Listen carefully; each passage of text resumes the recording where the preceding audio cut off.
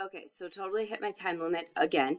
But let's finish up. So King John was treating his barons and his nobles very poorly, overtaxing them, collecting money off of them, and in the end, taking land from them.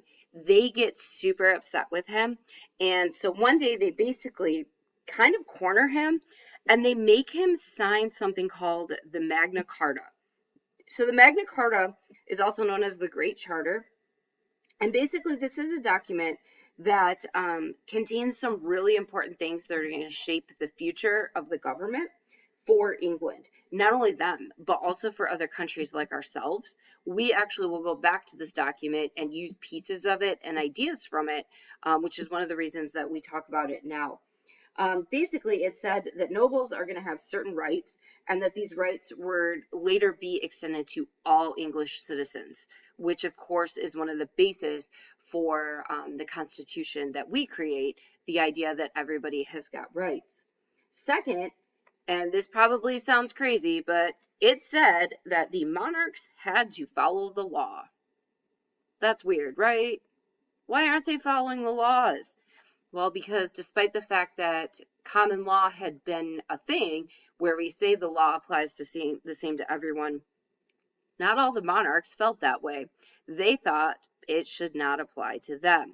So he is forced to sign that Magna Carta. And basically, like I said, it will make sure that he follows the law.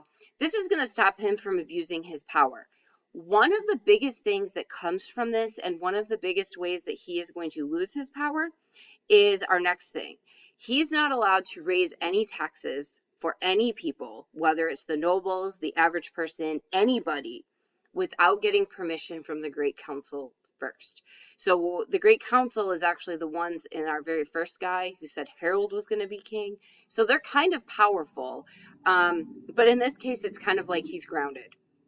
John's totally grounded. He's not allowed to raise any of those taxes.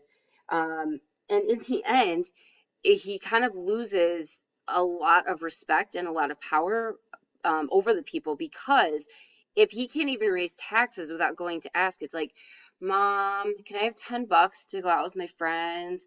Like, it's just not good. And overall, it's kind of embarrassing for him.